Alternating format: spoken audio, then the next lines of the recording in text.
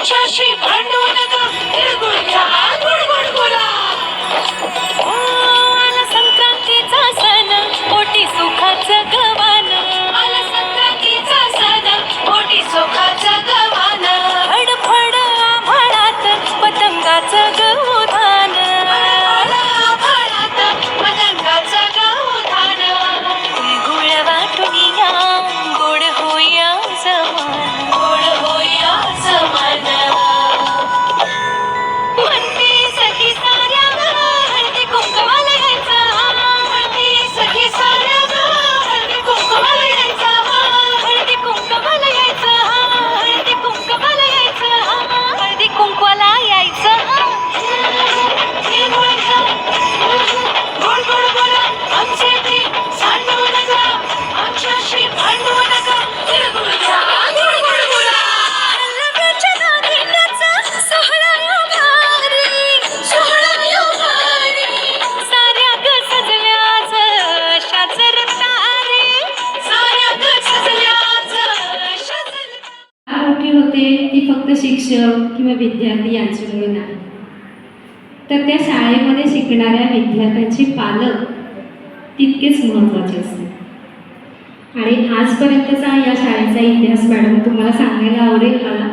इतके आमचे पालक म्हणजे सहकारी वृत्ती आहे, कोणताही कार्यक्रम असू दे किंवा कोणताही निर्णय असू दे, त्या प्रत्येकाला आमच्या पालकांचा उत्तम पाठिंबा असतो आणि तेच म्हणजे आमचं गोळ आहे. त्यामुळे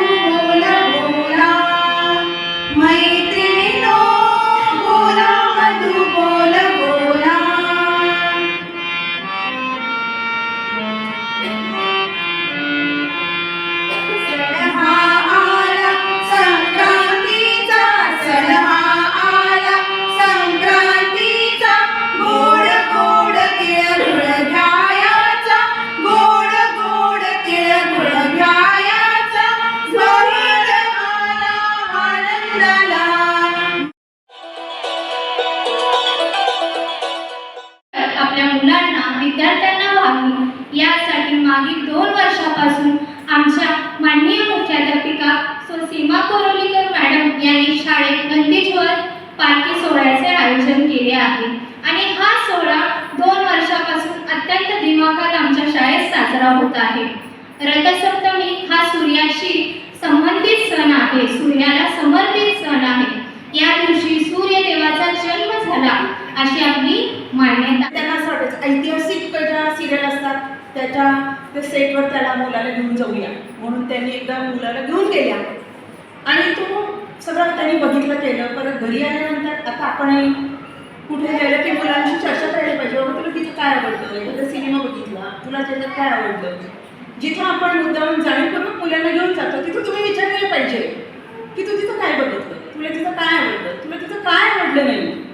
म्हणजे मुलाच्या आवडी निवडी कल अभिरुची हे आपल्याला सहजपणे समजतं कळतं. आणि म्हणून त्यांनी विचारलं तुला तिथं काय आवडलं, काय बघितलंस तू, तुला काय समजलं. तर तो असं म्हणला जिजाऊंच्या पोटी शिवाजी महाराज जन्माला येणं हे खूप साधारण आहे, हे काही फार महत्त्वाचं नाही आहे.